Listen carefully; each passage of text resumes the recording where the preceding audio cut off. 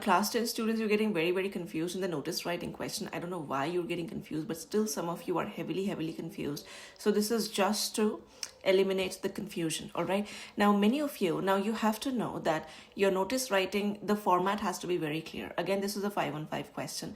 Just like in class 12 we have a 10 on 10 question, which is proposal writing. In class 10 we have a 10 on 10 question again, which is divided into notice writing 5 marks and email writing 5 marks, both 5 on 5. All right, so in notice writing, you have to be again very particular about the format. First of all, you have to mention the creative title, which is also called as a catchy heading.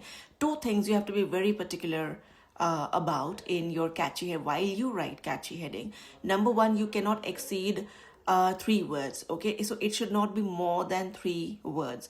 Number two, your catchy heading should not have any word from the title which has been declared in the question itself. For example, if it is a debate competition, your catchy heading cannot either have the word debate or the word competition.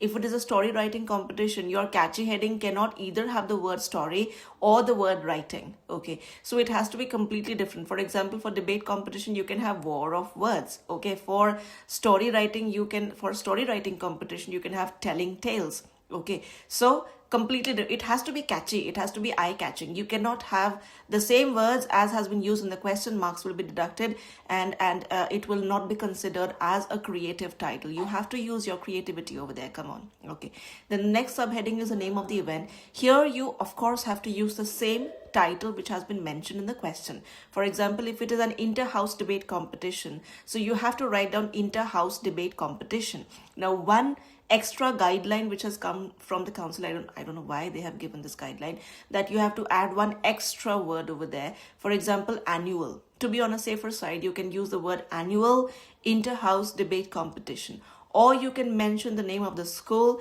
But there is this requirement from now onwards that you have to have one extra word in front of the name of the event. All right, so go with annual or go with the name of the school. Then comes on, from, at. Now there are 3 circumstances over here. The first circumstance is when the event is only for one day. Right, so for example, if today is 20th February, please write down the spelling of the month February correctly. Please learn it and then go for your examination.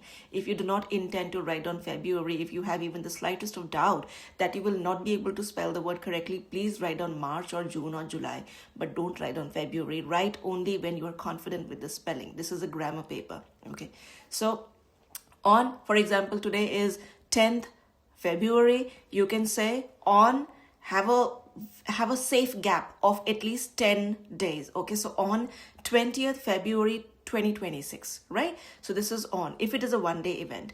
Then from is the time. Again, from, keep a duration of 2 hours or 3 hours, not more than that. Okay, so from 1 p.m.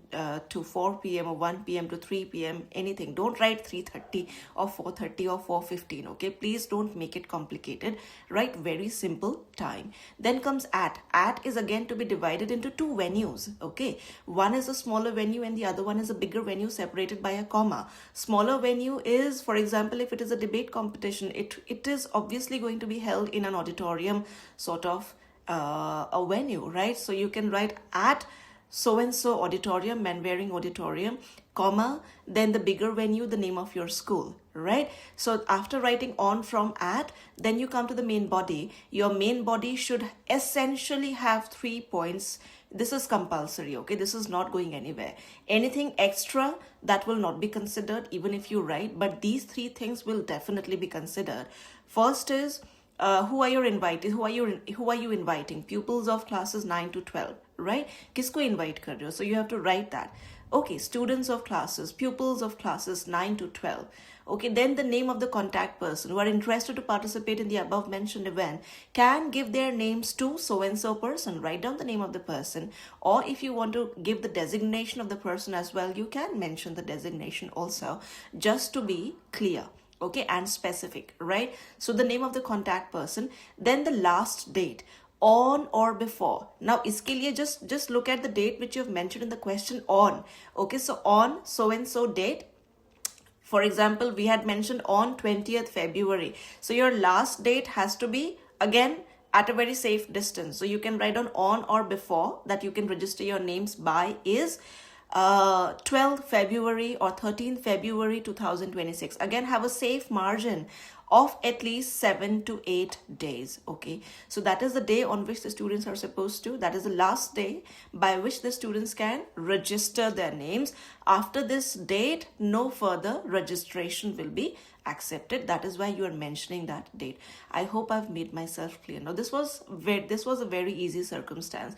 The second circumstance which might pop up, I've seen this in many question papers as well, when the event is ranging for many days. Okay, so for example, if it is a cleanliness campaign, or if it is like, let's just say, for example, if it is a remedial class. This was given, I think, in one of the board's papers also. Remedial classes. Now remedial classes are not going to range, they're not going to last for only one day. Remedial classes are going to range for many days. Again, your cleanliness campaign, it's a campaign. Okay, so cleanliness drive, it is going to last for many days. Okay, now what trick can you use over here? You don't need to think of any rocket science idea over here, but it's very simple. You just have to make a small tweak on the name of the event, right? Everything remains the same, only name of the event mein aap registration kar do. Okay, so that one word which you were writing, you can write down registrations for. After writing the catchy heading, of course, you write down the catchy heading.